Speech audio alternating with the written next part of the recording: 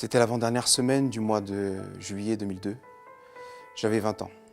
Mes parents se sont séparés lorsque je n'avais qu'un an. Ma mère a dû nous élever du mieux qu'elle a pu, ma sœur et moi, dans la foi chrétienne. En observant la relation de certains privilégiés avec leur père, je me suis demandé ce qu'aurait été ma vie si j'avais eu mon père à la maison. Car mon père, je ne le voyais que de temps en temps. On ne se connaissait pas. On ne se connaissait pas vraiment. Il ne m'a jamais ouvert son cœur afin que je puise de son expérience les leçons qu'il aurait apprises. En fait, nous avions eu très peu d'échanges qui se résumaient ainsi.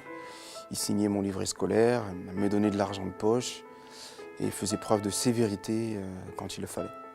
Après avoir prié Dieu et avoir ressenti son amour, j'avais soif de changement dans toute ma vie et plus particulièrement dans ma relation avec mon père.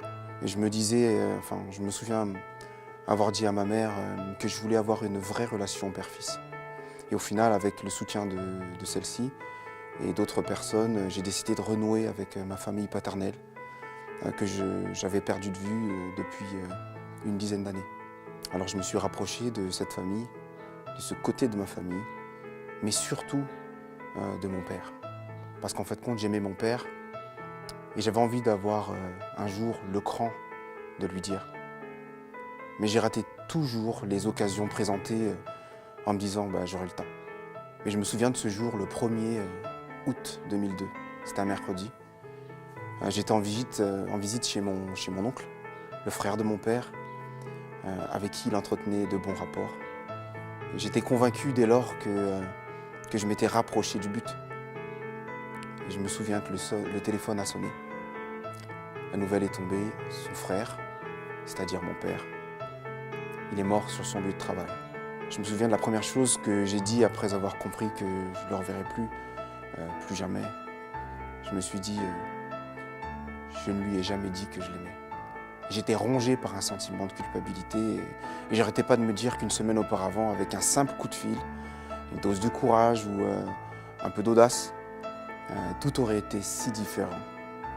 Mais à 20 ans, j'avais perdu mon père, ainsi que toutes les questions, les réponses aux questions que je me posais.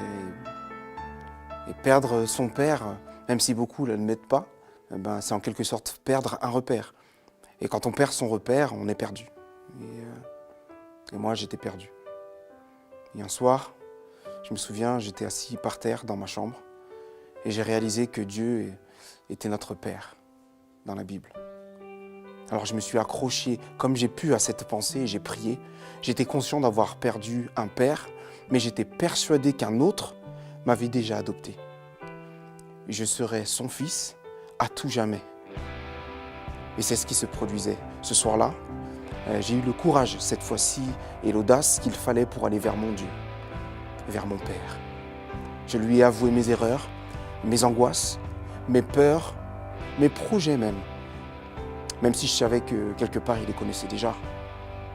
Je lui ai répété que je l'aimais. Je lui ai répété que je l'aimais et que je voulais lui ressembler. Rempli d'un amour inexplicable pour le reste du monde. Aujourd'hui, je vis pour lui plaire. Et chaque jour, à mesure que je grandis, c'est un peu plus de lui que l'on reconnaît dans mon caractère. Grâce à lui, je sais d'où je viens et je sais où je vais. Alors écoute, si comme moi, ton père est parti pour une raison ou une autre, ou s'il est bien vivant mais pourtant si distant, il te faut trouver le bon repère. Pour ma part, le jour où je l'ai trouvé fut également le jour où j'ai enfin découvert qui je suis.